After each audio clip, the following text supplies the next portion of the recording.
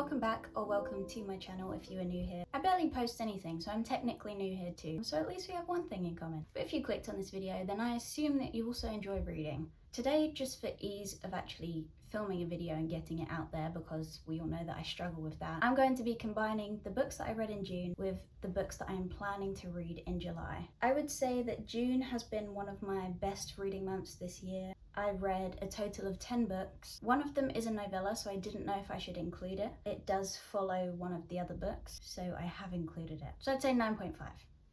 But yeah, let's get on to the books that I read. The first book that I picked up during the month of June was Charlie, Love and Cliches. I have to say, while I was reading it, it felt very slow.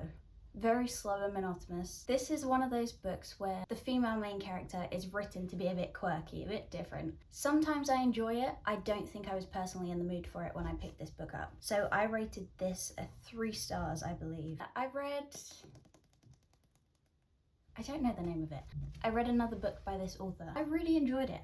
This one I was hoping that I would absolutely adore, and I just didn't, so it did fall a bit flat for me, so I did give it 3 stars. The next book that I read, 2204 Hunter Lane. This book, if you have read it, you can probably guess why I bought it. The female main character's name is Marley, which is my name. I didn't introduce myself, my bad. I hated this book. I always feel bad for saying that because I want to support an author, but my god. I don't know, I don't want to rant about this. I rated this 2 stars. It could have been worse. So at this point, I'd read 2 books that I wasn't the biggest fan of, so I thought we'll go back to a series that I love. So I picked up A Court of Silver Flames. This probably made my reading slump worse. Now sometimes I read a book and it's so good that I just don't want to pick another one up. This was the opposite of that. I still rated it 4 stars. There was something about the way that Sarah J. Maas wrote the characters in this book in particular. They just all felt different. I really didn't like Cassian in this book, but in other books I absolutely adored him. I personally haven't really liked Nesta, but all her character development from the previous books just went out the window, and it was like we were back to square one. The characters felt different. The plot was a little mundane compared to the other books, and for being the thickest book, I was definitely just hoping for more. My least favourite thing of all was the fact that this book is written in 3rd person, whereas the rest of the series is written in 1st. I don't understand why it was changed, and I think I would have preferred it a lot more if I just got to see inside of the characters' minds. This book I didn't actually want to pick up, because after reading the first in the Lancaster Prep series, I was convinced that I wasn't going to read this. A Million Kisses in Your Lifetime. I have to say, this book was so much better than the first one. The characters just had depth. It wasn't just sex scene after sex scene. Realistically, the author is writing about 17 and 18-year-olds. I personally don't think I could ever rate anything in this series a 5 star. I will never understand why an author will purposely pick to write about 17-year-olds and then just make the book absolutely filthy. That doesn't make sense to me. Age it up. Put them in college rather than a prep school. I don't get the reasoning for writing smut scenes about a teenager. That being said, I did rate this a 4 stars, simply because I was comparing it to the first book, and in terms of the series as a whole, I do think that this has been the strongest so far. I think the same goes for this. This was a wholesome read, but honestly, I think it was completely unnecessary. This, for me, is the sheer example of when a book gets popular, so the author sort of wants to play off of the popularity and write something else. It just takes away from the depth of the characters originally. I can't remember if I rated this 2 or 3 stars. Sometimes, especially if you're in a reading slump, I do think that novellas just sort of put you in the headspace. I opened a book, I finished it. I don't recommend this one. The Long Game. This book felt a little far-fetched. It does sound like I'm ranting. I think I just chose books that I thought would be like light summery reads. I rated this 3.5. It was a good fun read. I recommend this book if you just want a quick palate cleanser. Yeah. The next book.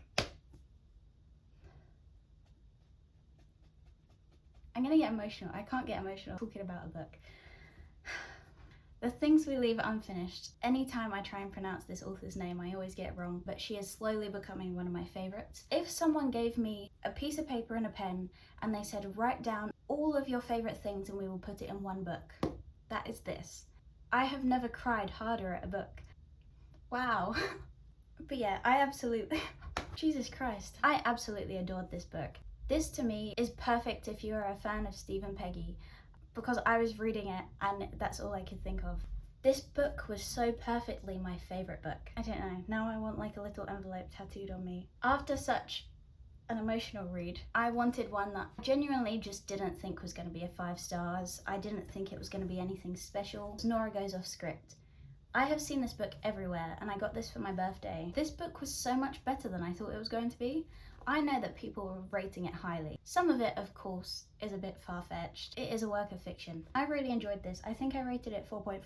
Really recommend this book. The next book I read, I will just tell you straight up, I rated it 2 stars. One by One by Frida McFadden. This book was just stupid. There was nothing about this book that I think would stick with me. I sort of finished it and I was like, wow, what a waste of my time. It wasn't bad enough to be a 1, but even like a 2.25, too high.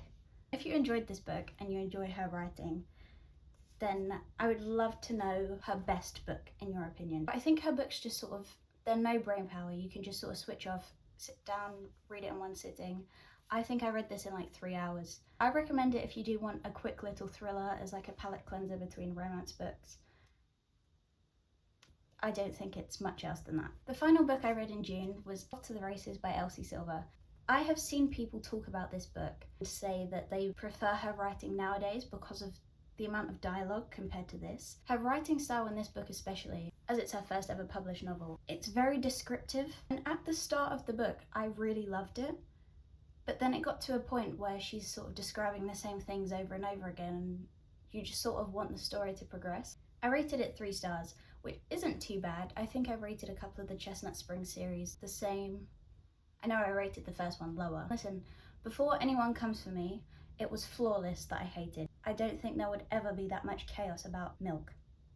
And the book would have been 150 pages shorter if they just took out the words buckle and bunnies. So now on to my July TBR. I'm just going to do like a rapid fire. Funny story by Emily Henry. She is my favourite author and I've been putting this off. The company that Ella got me this t-shirt from, I have ordered an Emily Henry stack jumper.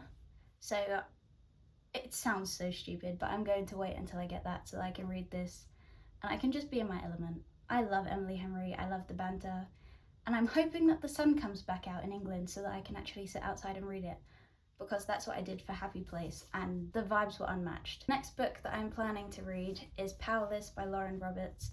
I know that Reckless just came out, so I'm really hoping that I can read this, potentially read Reckless if I get round to it, but I'm not too fussed if I read that next month. But also Powerful. If you can see the little post-it notes in here, I saw on TikTok that you can tandem read them.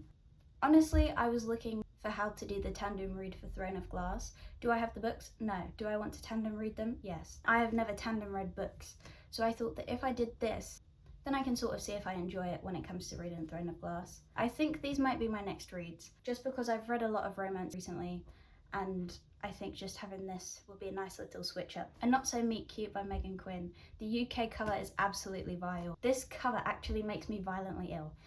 I know that a lot of people rate this 5 stars, and this is one of those books that, because the cover is so different in the UK to the US, I look at it and I feel like it's a completely different book. Look at that. That is atrocious. That is horrible. The next book is a book that I'm actually anticipating being a 5-star read. That is The Sevene Slip by Ashley Poston. I think I saw someone that said that if this book was a song, it would be Timeless by Taylor Swift. If you've read The Things We Leave Unfinished or watched The First Avenger, I can't deal with that. I cannot deal with a book that has the same vibes as that song. And by I can't deal with it, I mean that I will absolutely read this and I will devour it in one sitting.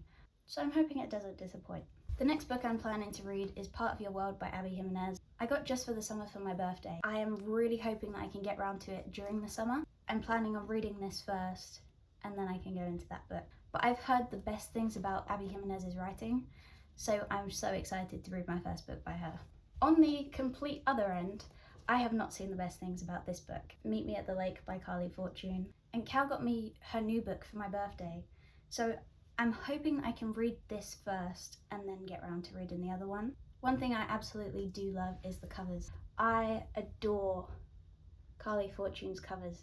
And the final book I'm planning to read in July is Promises We Meant to Keep by Monica Murphy. It's part of this series, but I do want to read the series before I unhaul it. I'm planning on reading this. I don't think I'll rate it highly. Obviously, I will be pleasantly surprised if I do. But yeah, they are all the books for today's video. Let me know in the comments what you are planning to read in July and what your favourite book was in June. I'm most active over on my TikTok, so you can go check that out if you want. I will leave all my links and stuff in the description down below. Thanks for watching.